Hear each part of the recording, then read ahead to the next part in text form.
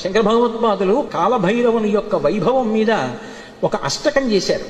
దేవరాజ సేవ్యమాన భావనంగ్రి పంకజం వ్యాళయజ్ఞ సూత్రం ఇందు శేఖరం కృపాకరం నారదాది యోగి బృంద వందితం దిగంబరం కాశికాపురాధినాథ కాల భైరవం భజే. ఆయన నారదుడు వంటి యోగి బృందముల చేత నుతింపబడుతుంటాడు. దేవరాజు అంటే ఇంద్రుడు, ఇంద్రాదుల చేత పూజింపబడేటటువంటి పాదపద్మములు కలిగినటువంటి వాడు.